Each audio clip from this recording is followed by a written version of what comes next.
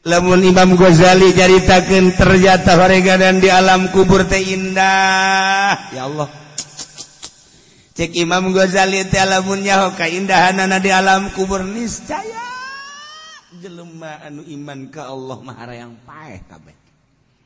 Kaindahanana cak batur cenah kuburan teh sempit ternyata lega. Cak batur cenah kuburan teh panas ternyata horeng tiis. Cak batur kuburan teh poek horeganan caang. Begitu asup ka kuburan teh, asup ka kuburan. Ya Allah, teu geus teu kacaritakeun caangna, teu kacaritakeun tiisna, teu kacaritakeun legana, teu kacaritakeun, nu kacaritakeun ya Allah ya Rabbi horeng rame di kuburan teh loba jasa manusia-manusia. Cik Imam Ghazali kok jadi rame iki. Akhirnya kan Imam Ghazali nanya, ceng kadi.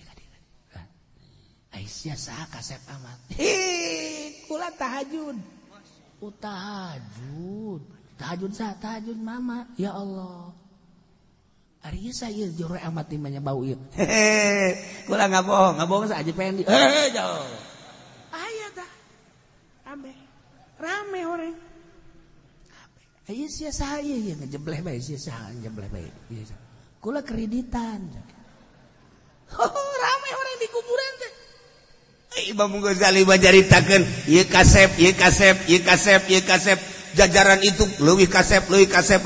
Jajaran itu Masya Allah gelis. Ditanyaan kan ku Imam Ghazali, ya Aisyah saha kasep kula tahajud. Aisyah saha kula duha. Aisyah ieu kasep amat ieu saha ieu? Kula sedekah. Aisyah ieu Masya Allah hebat amat ieu gelis amat ieu saha ieu? Ieu teh kula teh kitu panganteur ngajembarkeun batur teh ya Allah ya Rabbi. Ieu sa ditataan tah ieu kula ngaji mingguan teh anu nyalande di tihang teh tah ieu. Oh ieu horengan araraya kabeh. Aya kabeh. Eta di jero kuburan teh. Cacak-cacak lamun teu dicaritakeun ku para wali-wali Allah. Urang teu nyaho. Nah, sok geura. Ji atuh aya jang batur engke di kuburan mendingan lobakeun urang maca sholawat. Sok jang batur di kuburan. Deuk saha urang babaturan? Nyeuleuh ka dieu jore, ya ieu mah kreditan, nyeuleuh ka dieu jore, ya ieu mah bohong, nyeuleuh ka dieu jore, ieu mah nyarekanan, nyeuleuh ka deuk nu kitu ngabaturan urang di kuburan. Ya terus sakumaha sia bae kaya. Di cukup jang batur sia ngeuneunahan di jero kubur ku ngridit ke insyaallah. Digencet sia ajeun ku kubur. Kabehan. Sorangan bae lana. Tuh, ciptakeun jang batur urang. Saat urang nu baturan secara lahiriah, tetapi horeganan nu tadi maca sholawat timbul, maca subhanallah timbul. Mantak para wali Allah mah geus eueuh waktu kecuali zikir ka Allah. Ya Allah. Geus kieu. Urang langsung deuleu di masjid kieu. Tasbih jadinya. Ieu mah sakar kos kieu mah ngaranna. Babok tau. Da ieu lah. Indah jasa. Urang lamun nyaritakeun pidauh Kangge, urang nyaritakeun pidauh ahli-ahli Allah, bray bae hate. Disorot urang ku ayat suci Al-Qur'an. Dibaca kadenge babacaanana mah makharijul huruf asupna kaceli tapi di jerona mengandung sinar ilahi.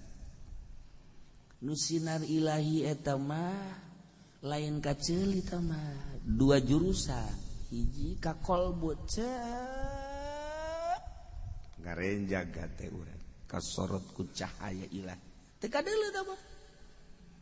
Nomor kadua nyorot ka mata reup.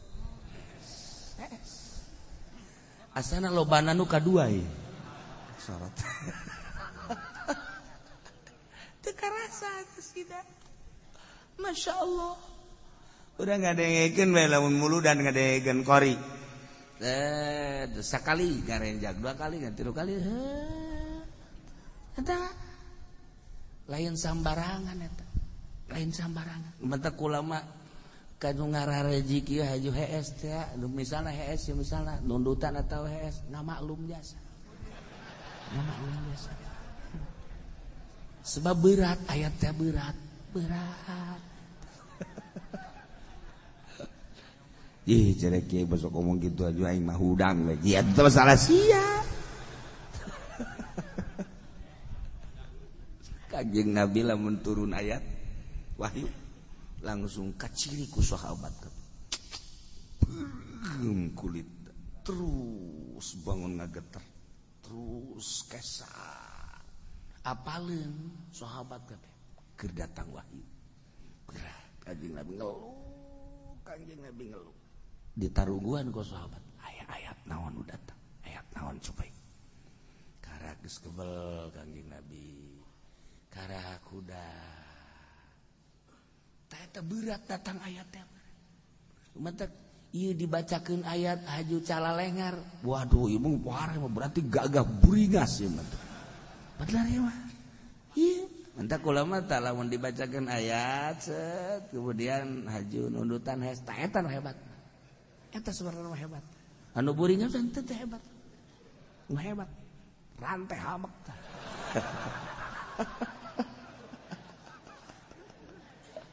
Ya Allah ya Rabbi urang makan teka harti bahasa-bahasa anu teka deuleu ku mata teka denge ku ceuli teka ragap ku leungeun teka isep ku irung teka rasa ku leta teka harti urang mah eta mah ngaranna indra keenem lamun urang bicara indra keenem geus moal ka harti moal sebab urangna teu nepi ka dinya urang mah lamun ngabicarakeun ku nu kadeuleu ku mata karak nu kadenge ku ceuli suara naon tak di indah aman teh di mananya suarana eta bangunna parawan tah mah suarana tah lain deui tah mah emang beda parawan jeung randa beda sember parawan randa mah sember parawan mah harus bahasa tring gitu kan. Oh, ceuli urang kadang-kadang suara. Mata gitu kayaknya. Mata sepen memandang nu indah-indah. Ceuli ngeunaheun ngadenge suara nu merdu-merdu. Irung nikmateun mun ngambil nu senyit-senyit. Letah senengeun lamun ngarasaan anu lazat-lazat leungeun nya kelumpuk-empuk teu sia mah heran aing mah maksudna roti sok juga dinya bae heran aing mah teu meunang we ya Allah ya Rabbi tah eta urang lamun bicara eta kara ketika orang bicara dina indra keenam, indra ketujuh, orang teu bisa tercengang paling ge. Lamun lain ayat ti Kangjeng Nabi, bahwa orang moal percaya. Tapi kulantaran Kangjeng Nabi nyarita, lamun orang maca sholawat, timbul malaikat, jadi malaikat sholawat.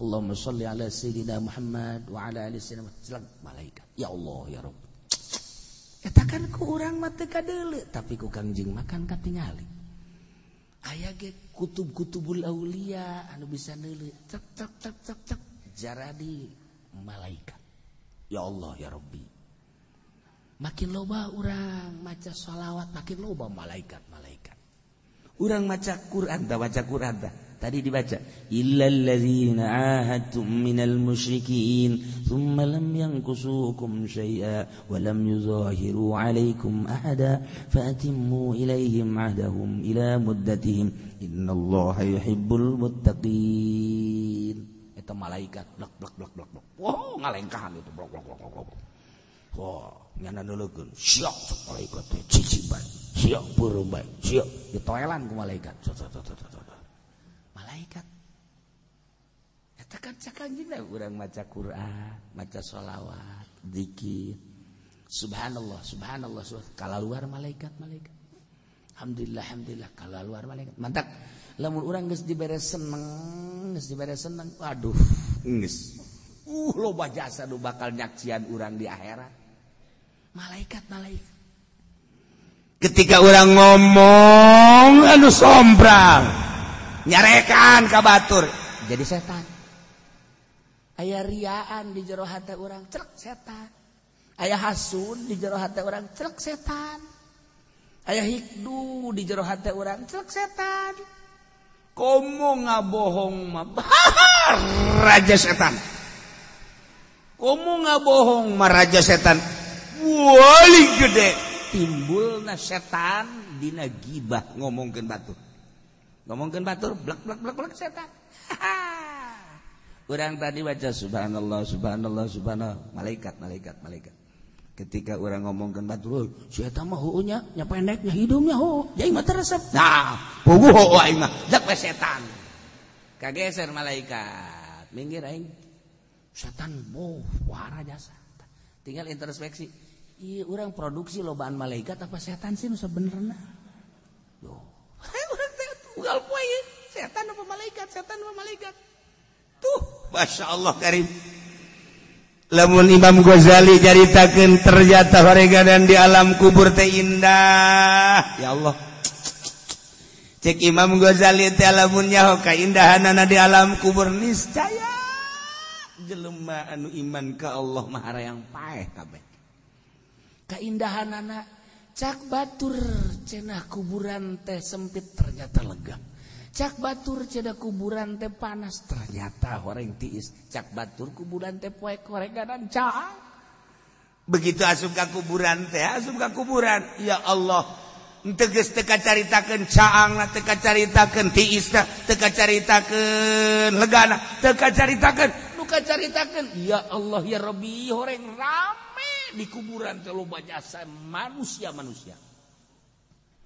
cik Imam Ghazali kok jadi rame iki akhirnya kan Imam Ghazali nanya cek kadi Aisyah saha kasep amat kula tahajud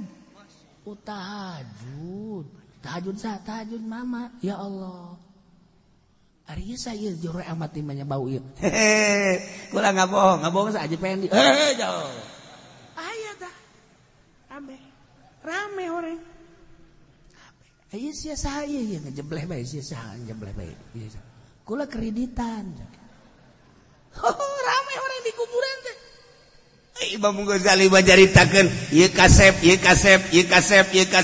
jajaran itu leuwih kasep jajaran itu Masya Allah gelis ditanyaan kan ku Imam Ghazali ya isia saha kasep kula tahajud isia saha kula duha isia ieu kasep amat ieu saha ieu kula sedekah isia ieu Masya Allah hebat amat ieu gelis amat ieu saha ieu ieu teh kula teh kitu panganteur ngajembarkeun batur teh ya Allah ya Rabbi ieu sa ditataan tah ieu kula ngaji mingguan teh anu nyalande di tihang teh tah ieu oh ieu horengan araraya kabeh aya kabeh eta di jero kuburan teh cacak-cacak lamun teu dicaritakeun ku para wali-wali Allah urang teh nyaho nah sok geura ieu atuh aya jang batur engke di kuburan mendingan lobakeun urang maca sholawat sok jang batur di kuburan deuk saha urang babaturan nyeuleuh ka dieu jore ieu mah kreditan nyeuleuh ka dieu jore ieu mah bohong nyeuleuh ka dieu jore ieu mah nyarekanan nyeuleuh ka deuk nu kitu ngabaturan urang di kuburan ya terus sakumaha sia bae kaya di cukup jang batur sia ngeuneunahan di jero kubur ku ngridit ke insyaallah digencet sia ajeun ku kubur kabehan sorangan bae kana tuh ciptakeun jang batur urang saat urang nu ngabaturan secara lahiriah tetapi horenganan nu tadi maca sholawat timbul maca subhanallah timbul mantap para wali Allah mah geus eueuh waktu kecuali zikir ka Allah ya Allah geus kieu urang langsung deuleu di masjid kieu tasbih jadinya ieu mah sakar kos kieu mah ngaranna babok tau iyalah indah jasa urang lamun nyaritakeun pidauh Kangge urang nyaritakeun pidauh ahli-ahli Allah bray bae hate ya Allah jahe jahone geus lah aing mah geus hayang geura balik bae ngaji ceuk deuk naon hayang geura balik aing baca sholawat bae ulah wae hayang gegeran tu kuari bae lah dengekeun henteu cenah kuari punya aing tunduh ceuk cenah teh sial tah ngagebray atuh masya Allah paingan timbul be painganan para ulama wani hudang ti penting tahajud maca zikir Quran sholawat eta horenganan belah dieuna mah belah dieuna boga pikiran jeung kayakinan jang batur di jero kubur masya Allah sedih amat ke aing di jero kubur batur. Nah, mulai kan orang gairah ibadah kan aya. Gairah ibadah aya. Gas. Beja ka pamajikanana. Rajab ya. Ajo. Jang penting supaya kuat aing tahajud, masak nu ngeunah. Cak pamajikan akur gitu baka. Ieu masak nu ngeunah. Peci takotok. Opor. Bas. Besi kurang sate. Niatan jang tahajud aing tadi ngaji sekiai ge jang batur di jero kubur geus ka ulah ge ngaji ngadenge ayo watuh jam 9 dahar jang tahajud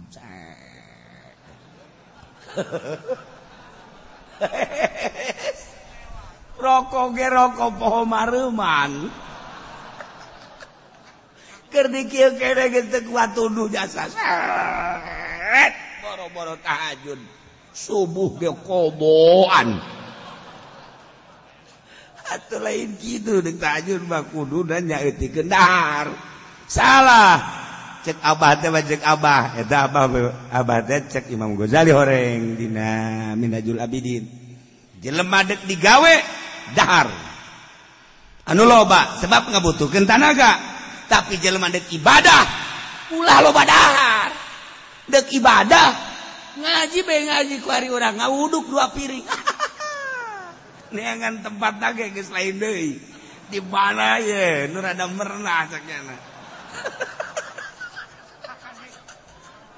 atuh geus lain deui gerak-gerakna ge nu ngeunaheun sakjana teh geus bal beres da bal beres teh tapi lamun anu polostromo mah aing mah teh mal ngawuduk mal naon emang puasa aing mah langsung ka jero bae mah tak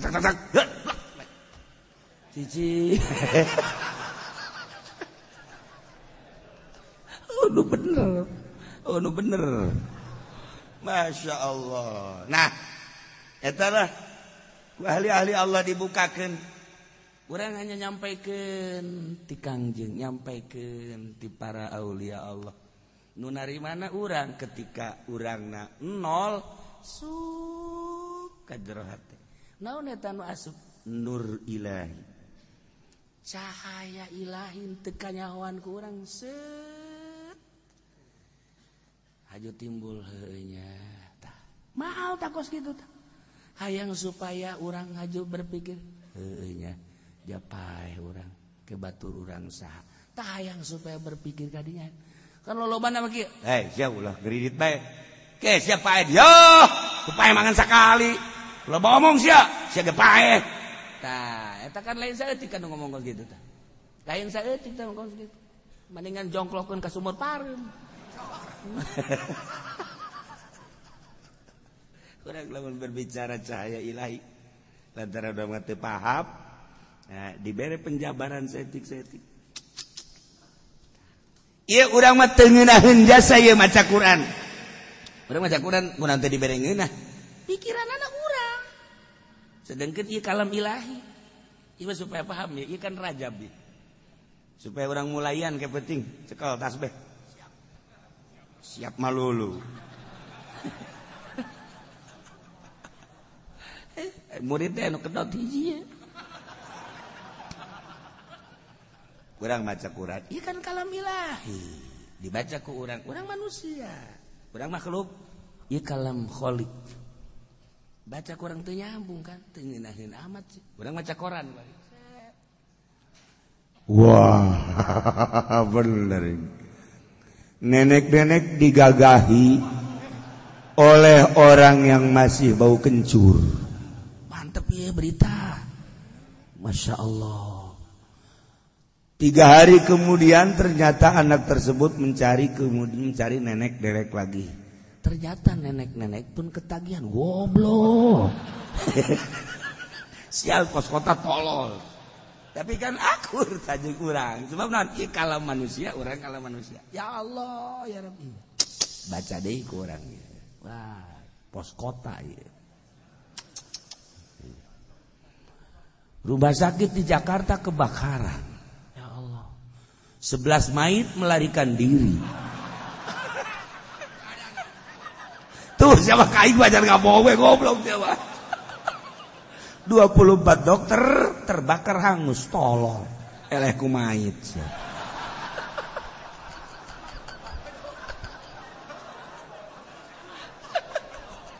Eta kok pos kota tuh karena ge. Mantak baca pos kota aja lemah, tuh pikun. Coba baca pos kota jelema pikun tambah gorong-gorong we paling ge. Nah, iya maksudnya naon? Ieu mah kala makhluk, urang makhluk nyambung. Dah nyambung. Tapi kalam kholik, urang makhluk teu nyambung, teu nyadar di urang aya cahaya Kangjeng Nabian. Di urang aya cahaya ilahian. Lamun urang nyadar bahwa ieu teh awak mah terbuat tina taneuh, tapi di jero aya ruh mah kan nangieun Allah khusus. Tidinya aya nur Kangjeng Nabian. Di samping aya nur Kangjeng Nabian aya nur ilahian. Ieu urang nu mantak daek ngadengekeun teh cahaya ilahina keur muncul. Cahaya Kangjeng Nabina keur aya. Tapi lamun cahaya Nabina katutupan mah kan nunutan urang geus sarua. Da urang lamun keur kieu Quran tinggal Quran. Cahaya Kangjeng Nabina eueuh. Nu aya cahaya nu aya di urang cahaya Soeharto. Oh, ha? Cahaya makhluk-makhluk. Namun dibukakan ke orang, cahaya Kangjeng Nabi muncul, Masya Allah. Itu Kangjeng Nabi mapan karena Quran teh pohara. Sebab Kangjeng Nabi mah anu diturunanana. Di urang aya cahaya Kangjeng Nabian, kurang kabongkar kasingkap. Aya di urang cahaya Kangjeng Nabi, resep bakal baca Quran. Ya Allah, ya Rabbi ku nikmat amat. Aya jelema aya naon ge embung urang sebab resep ka maca Quran. Sia kunaon resep amat baca Quran? Emang kunaon muludan bayarna gede tolol eta mah. Sia mah kos kitu bae. Tah lain itu teu penting. Nu hebat nu maca Quran enggak teu penting.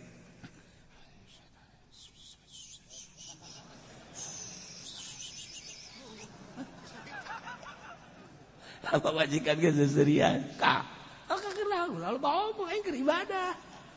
Kadang kita susuitan gitu. Hese aing cek nya teh dek ibadah bebeneran. Ku sia teu kaharti aing makan wali. Boga karak ngaji 3 minggu ge ka Cilongok. Wali ngaku jadi wali. Pugu kakak ge hayang ibadah tengah peting neng. Ngajajal muka Quran. Jadi mata rapet neng. Mata kakak tadi iya teh rapet. Teh kadeuleu mana alif mana ba. Geus lah neng lah. Subhanallah lagi buka calana neng. Atuh kita tadi ge kula udah siap tak. Wah, teu beres di ibadah bos ge. Nah, iya kerjaritakeun ayat lantaran ieu mah ayatna perang teu harti kurang anu supaya kahartina aya sinar ilahian dibaca kurang Quran kadenge ku ceuli ngeunah jeung teu ngeunahna urusanna zahir tetapi sinar ilahi set nyulusup ka jero hati. Loba jelema hanya saayat doang tapi jelema bangkit ibadah. Loba jelema hanya ngan dibacakeun sababaraha ayat doang renunganna ka akhirat. Loba jelema dibacakeun saayat doang tetapi siap untuk perang. Naon eta si anu ngagairahkeun? Naon si energi naon? Energi sinar ilahi. Masyaallah. moal bisa katahan tah mah kos kitu mah energi kos kitu mah jeung moal bisa diserap moal bisa direkam moal bisa tah mah urang perasaan-perasaan urang kuari perasaan-perasaan urang moal bisa karekam ku alat naon bae ge perasaan-perasaan makrifat ka Allah mah moal bisa karekam sebab eta mah energi langsung ti Gusti Allah urang terasa urang lain urang terasa aya 2 urang aya 3 urang aya nu ngabimbing tergantung kumaha pangkat-pangkat urang mah karasa urang bae atuh urang biasa ketika terasa aya nu ngabimbing geus lain deui berarti terasa urang eueuh nu aya hanya Sang Maha Khalik kutu berarti tah mah tergantung perasaan-perasaan mata kan Gus Dur bae kadang-kadang ngomong ngaco ngalantur meureun lain nyana Habib Lutfi kadang-kadang ngaco lain nyana teh kan nyana aing hese ngomong jeung nu bodoh hese nya atuh bang teh cenah lain nyana pugu nyana ieu ge maksudna nyana tapi lain nyana kumaha sih kiai aing ge bingung timbul tina perasaan kos jelema nu mabok cinta ngomong sorangan kan atuh di WC nya kieu oh angin sampaikan salamku eta di WC goblok beureun eta lain nyana nu ngomong perasaan cinta tinggal mana boy angel amat si sia ieu geus sajam di jero naon si sia cakna mama tidak tahu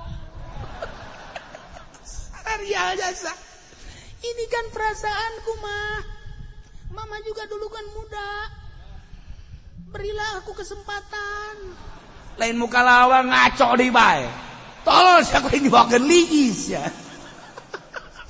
kunaon eta lainnya nu ngomong ye pugunya anak tuh siapa yang saya ngomong jeung sia lainnya anak nu ye pugunya anak aja nyana nu ngomong sungut-sungutnya anak balik sia ka ditu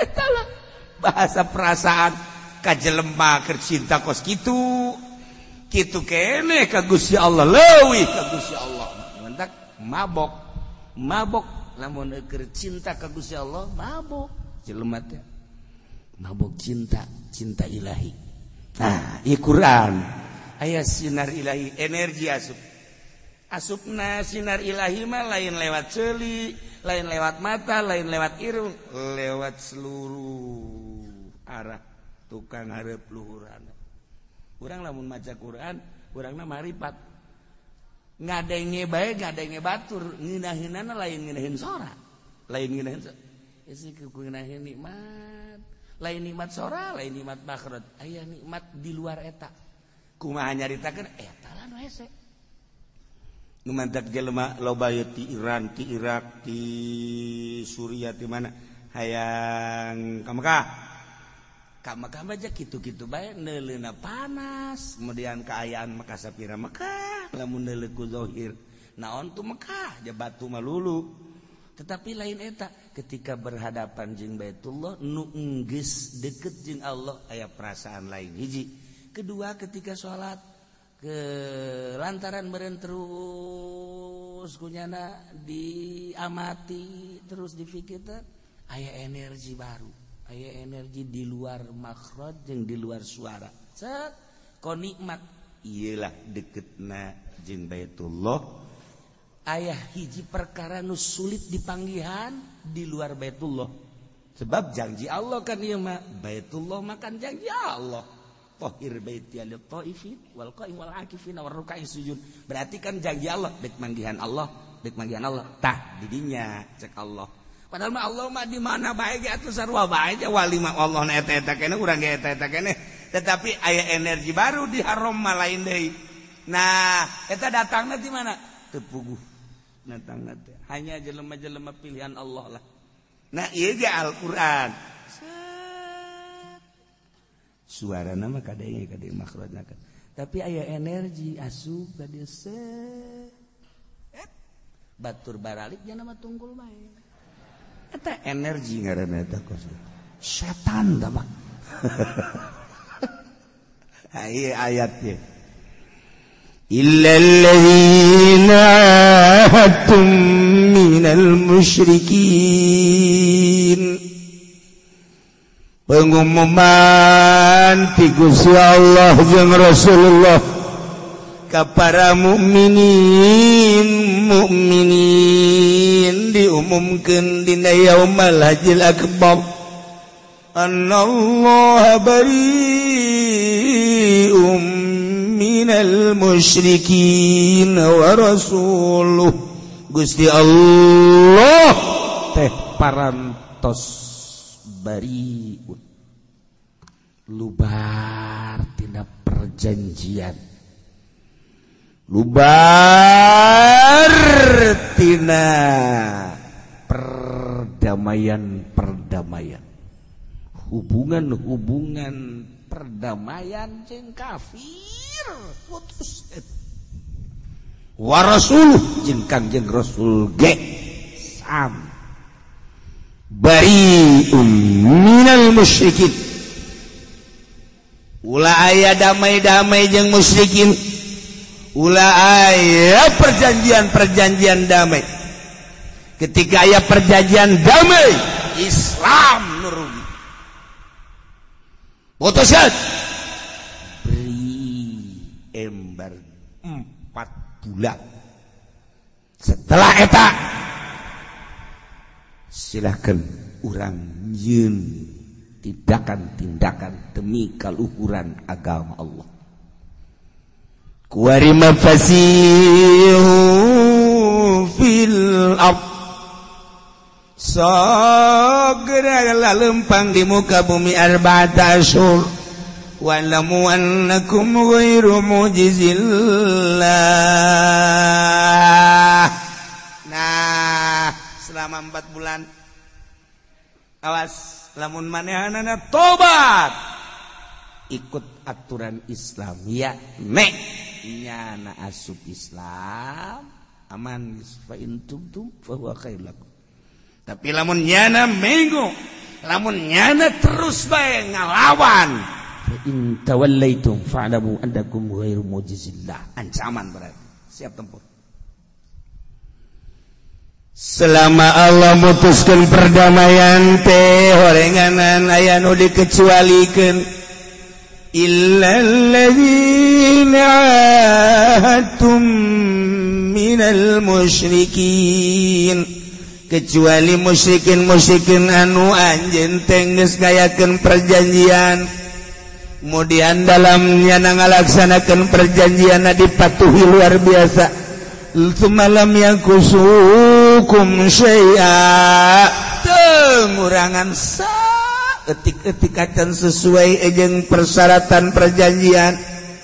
Oke walam yuzahiru alaikum ahada, ente pernah ngabantuan musuh Islam, ente pernah ngabantuan urang oge ka musuh-musuh bakal ngahinakeun ka urang, nu bakal ngarusak ka urang. Jadi janji teh ditepati ku manehanana. Nah, lamun seperti eta mah tetep be sampurnakeun perjanjianna sabara taunnyana, sabara bulannyana penuhi. Sebab eta mah nyana berarti sieun ka aturan-aturan Islam. Geus takwa kasupna nu sieun kitu mah. Geus atuh fatimu sok sampurnakeun ku aranjeun kabeh wae mukminin musyrikin anu masih di jero perjanjian, anu henteu pernah ngarumpak kana perjanjian, ngurangan persyaratan perjanjian, henteu pernah nyana ilu biung naon kitu ngaranna nulungan ka jelema-jelema nu bakal ngarusak ka mukminin. Sampurnakeun ahdahum janjina. Tapi ka mana? Ila muddati. Tapi ka masa perjanjian. Andai kata masa perjanjian setahun, antapkeun setahun. Sebab ieu mah jelema musyrikin cuman nyana benar-benar sesuai jeung aturanana sieun berarti ka mukmin. Boro-boro ngalawan, ieu mah nyana mah sesuai jeung perjanjianana.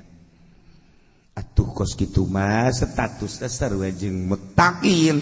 Nu mendak innallaha yuhibbul muttaqin, saenyana Gusti Allah resep pisan ka muttaqin jelema takwa jaya ge anu teu pernah jalil janji mah jelema takwa mah anu bisa hablum minallah hablum minan nas berarti kan jelema anu sieun ka Gusti Allah teu pernah jalir tina janji ka diri janji ka Gusti janji ka masyarakat janji ka pamajikan janji ka anak henteu pernah menzalimi batur menzalimi agama menzalimi diri sorangan urang makan boro-boro ka batur ka awak sorangan ge zalim lain takwa jelema takwa mah boro-boro ka batur ka sorangan ge tilok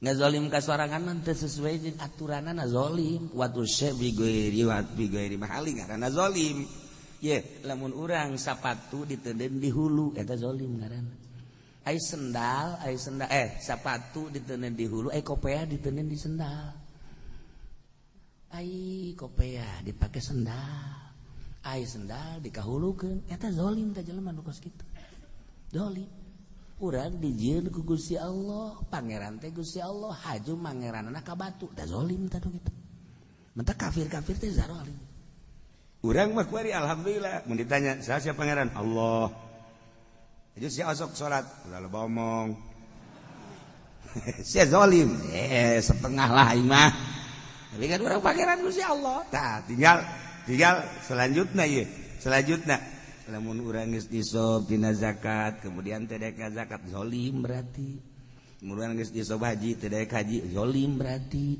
namun aya fakir miskin nyana teu dahar urang boga kemudian diatep ku urang zalim berarti namun orang sehat kemudian haju orang puting hudang hajun teu tahajud zalim berarti dia nyaho urang wah lamun diterinci ye bangsa pezalim melulu sebenarnya mah pezalim melulu ya Allah ya Rabbi nah lantaran ieu mah sesuai aturanana tepat jasa sesuai jeung aturan tepat muttaqin jaena gunu kos kitu mah hablum minallah na tepat hablum minan nas na tepat pernah zalim eta mah adalah muttaqin nah ieu musyrikin anu tadi teu pernah jalir janji disak daun jasa kopet daunkeun jeung muttaqin dina pada teu pernah jalir janjina sedengkeun Allah innallaha yuhibbul muttaqin sanyana Gusti Allah mikarsep ka para muttaqin tinggal kurang gitu naon ngaranna usaha ye urang teh usaha naikkeun derajat diri urang kamari urang kelompok awam bodoh supaya naik ke kelompok alim supaya naik ke kelompok pinter carana kumaha ngaji ye urang teh ye teh keur naikkeun derajat ngaranna urang ku embung bodoh tinyaho urang kabag-bagan syariat aing ngaji tak ieu ngaji teh ngaranna naikeun derajat tina bodoh hayang pinter sugan bae jenjak ngaji geus pinter mah aing kag undang ngariung eta turun deui kan berarti sudah saja hayang diundang ngariung goblok teh budak ngaji bae ngaranna si itu ge jadi kiai ibu jadi sugi kunaon jadi kos kitu atuh sia tolol eta urang naik turun teu lempeng ka Gusti Allah tah bari naikeun derajat nu tadina urang jauh jeung Allah hayang deukeut kumaha sih jeung Allah hayang deukeut biasa jeung Allah ji emang sia jauh jeung Allah heuh asana jauh sia mah edan berarti pan cenah sia edan atuh Allah mah kan deukeut di Al-Qur'an ge wa nahnu aqrabu ilaihi min hablil warid aing deukeut leuwih deukeut tibatan urang gegerong pan atuh sia ngarasa jauh pung Allah na ge deukeut ka sia jiheunya atuh Al-Qur'an Allah ngajelaskeun Allah sorangan nu ngajelaskeun wa nahnu aqrabu aing leuwih deukeut min hablil warid tibatan urat ganggerong berarti deukeut jasa ye sia aing teh ieu ka sia tapi aing ngarasa jauh berarti sia edan ih manya kula edan atuh sia boga Allah na deukeut sia ngarasa jauh ye kudu ge Allah deukeut aduh aing deukeut jasa Allah leuwih deukeut masyaallah eta karana waras lamun Allah na di Quran ngajelaskeun deukeut haju urangna jauh atuh edan ngaranna edan bejeuna dikanarakakeun ge edan sok aju kitu cenah kieu aing udah kitu bae aja arahan coba kumaha supaya urang bisa deukeut jeung Allah emang kumaha ge perasaan deukeut jeung Allah mah perasaan ja Allah mah bi ghairi makan bila makan wala zaman. Wahdaniyat Allah mukhalafah lil hawadis. Tapi Allah ngajelaskeun deket mana deket jati ka deuleu lain kudu di deuleu. Deket mana jati ka denge lain kudu di denge. Deket mana jati ka cekel lain kudu dicekel. Aju deket teh kumaha perasaan urang. Perasaan nih mah main perasaan. Tah. Kan ai perasaan mah lain di sanajan urang boga ka Bogor di Bandung ieu kuari tapi masyaallah seakan-akan geus eueuh deui wanita di dunia. Tidak ada kedua kecualinya anak. Wah, tercantik sadunia. Barang di deuleu jebleh. Tapi kan perasaan. Jebleh tinggal jebleh. Geus puguh aing resep ka jeblehna cek jana teh. Batur mah teh jebleh nya mah jebleh aing resep ka jeblehna. Eta cinta mah kos kitu ja. Cinta mah. Saya emang resep ka eta. Masyaallah. Kunaon? Eta mah calingna ge kaluar. Puguh aing resep ka calingna jekna. Manya itu manya. Secinta mah tah gari urang di dieu. Boga urang di Bandung. Ya Allah. Eta imahna bae ka deuleu imah. Lawangna ka deuleu lawang. Ucingna ucing. Anu usap urang kadinya teh sok aya ngeok-ngeok ka deuleu teh kuari. Aya ucingna. Ya ucingna. Masyaallah, masyaallah. Sempak nu dipoe di sisi.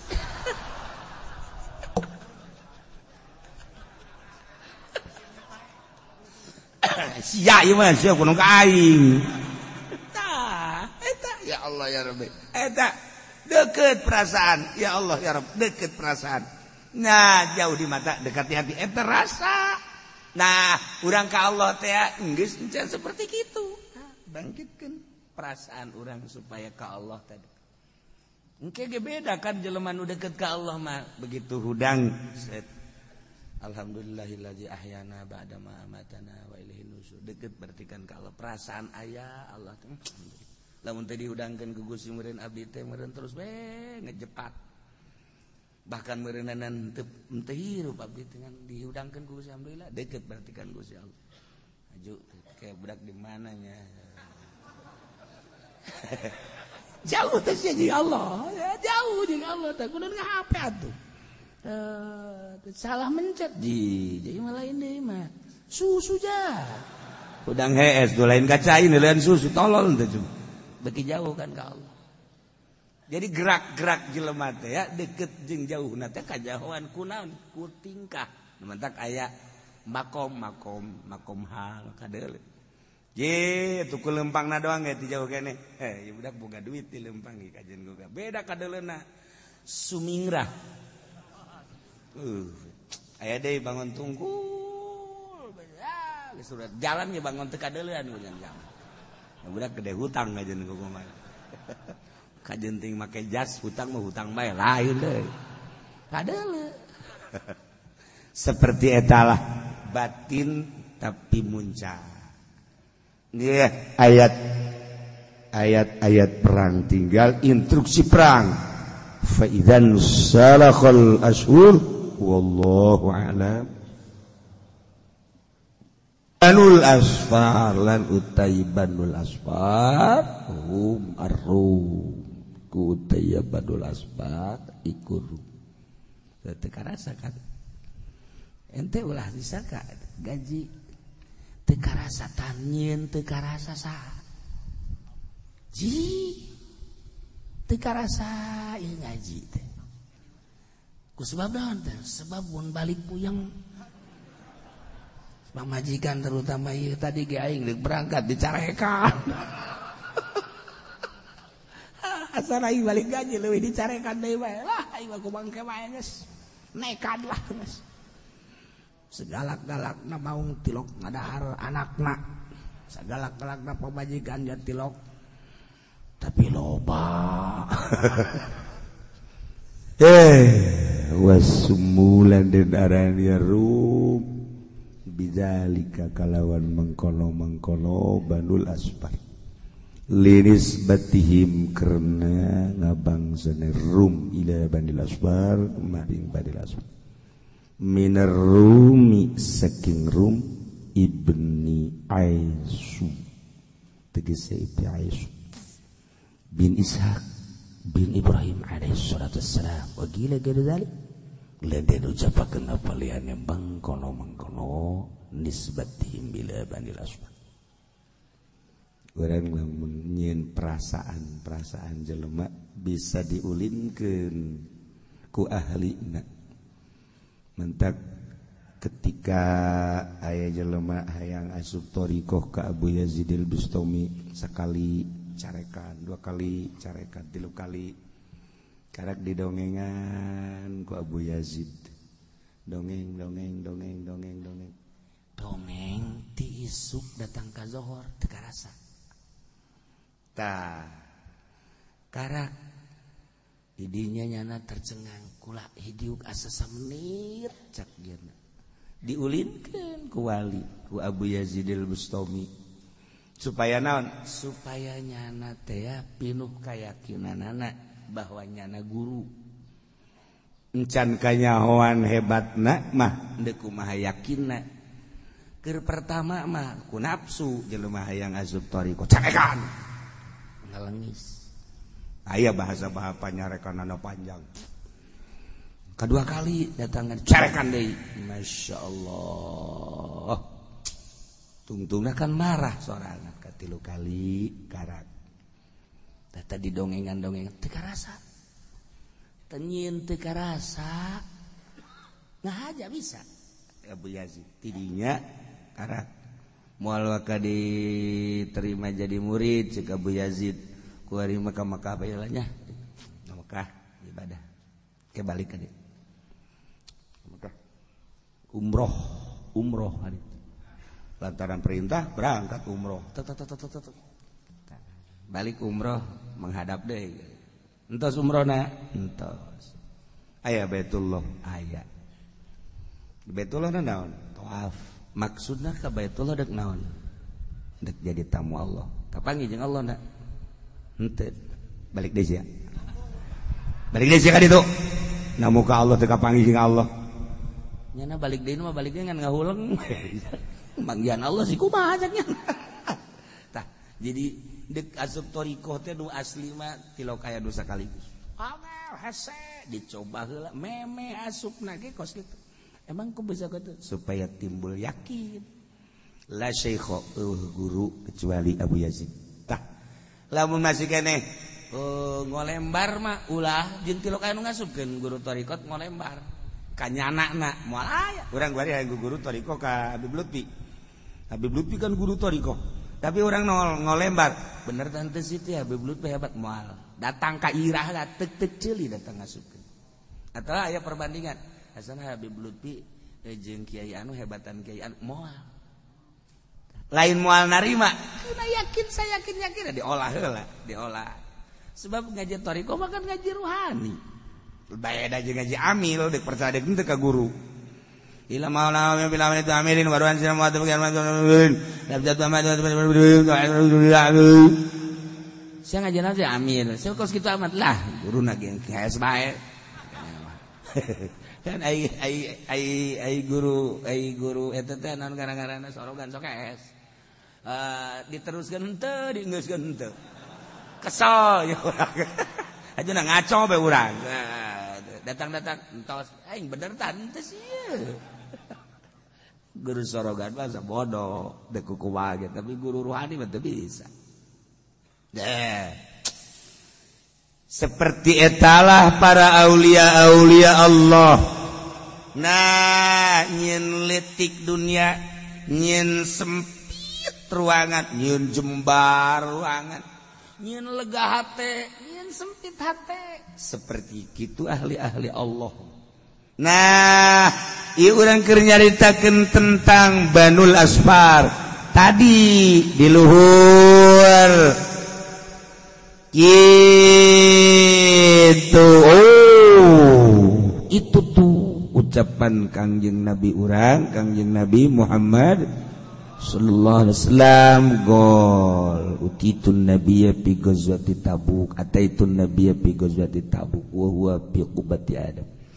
Begola udud sitan baina yadi sa'ah mauti summa terus sakadi aya illa dakhatu summa hunna takunu bainakum wa baina banil asfar.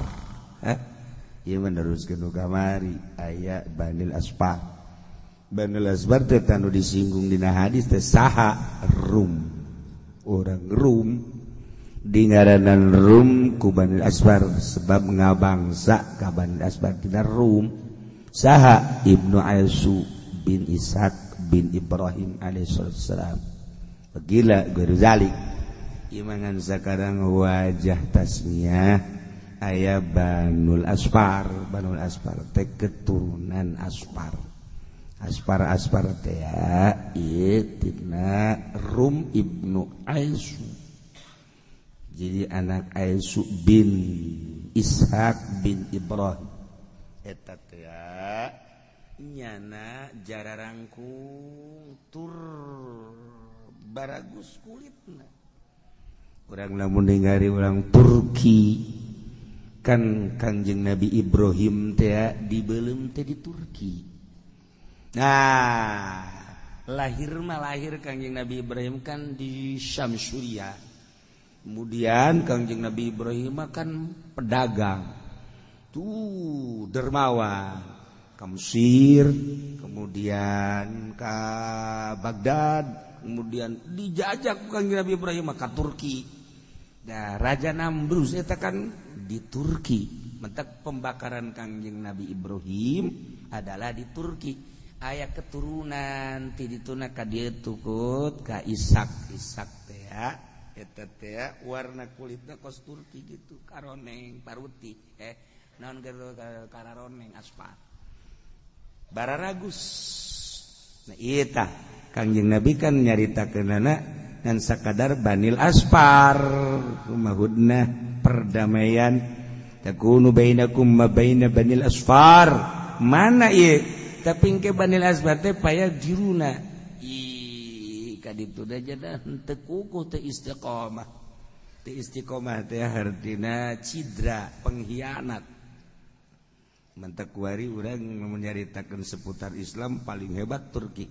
Tapi ketika di deuleu di ditu eueuh tanda-tandaan. Namun di Istanbul di Istanbul kos kitu Eropa bae. Kecuali ka konyana. Terus atuh kapan keur meujeuhna damai Utsmaniyah. Tapi kan eta Mustafa Kamal urang menyebutkeun pengkhianat, beureunanan luhur teuing, tapi nyana kan nu ngaruntuhkeunana. Nah, nu jelas persekongkolan antara Islam jeung kafir teh deukeut jasa sehingga engke jadi kepudaran dina Islam. Nagara mah bisa disebut Islam tapi keropos di jerona sebab dukang-dukungna lain ka Islam. Etalah seperti koskarar itu. Engke aya perdamaian tersebut ya terhianati. Urang bae kuari mayoritas Islam di Indonesia 90% turun saya ti kuari. Geus kajenna tapi masih mayoritas. Mana secara praktis di negara anu ngajungjung tinggi Islam. Ieu mangan urang-urang na bae rakyatna untung. Tara rimbul pondok pesantren salaf, pondok pesantren modern, pendidikan Islam. Mun rakyat tak kuari urang cara ruek mah wallahu alam negara mah geus teu urusan agama. So poin mana di negara nu ngurusan agama nya teh aya. Ieu mah anugerah Gusti Allah bae urang mah. Lamun aya pemimpin kurang nyinggung bae ka agama, urang bangun geus belu nya sebelu. Bahasa mana teh belu? Belu perasaan aing mah. Tapi lamun ngomongna agamais bae teh, padahal mah tilok salat kan ngomong agama resep. Ulah ngomongkeun salat, nu penting mah ngomong bae heulana. Mantak wow pejabat di Indonesia kopehan apa luhur-luhur marancung kos kori. Eleh kori internasional mah. Marancungnya mah. Maksudnya kori internasional duaan, nyana juara kedua. Boncit tah ngaranna tuh. Ieu di Indonesia mayoritas sarua Turki. Maroko teh sarua atuh jajahan Prancis. Mata kuari kaayaana seperti eta teh Maroko teh hebat wali loba, tapi pedulian rakyat negara nama sarua masih keneh dipantau ku Prancis. Nah, nu mantak di ditu mah kerajaan khusus untuk membina agama teh ya. Di kerajaan adapun negarana tuh kos kitu Eropa aja deukeut nya mah. Nah, jadi kuari mulai menyaritakeun negara Islam mana nu utuh ya eueuh. Emang kok bisa jadi eueuh?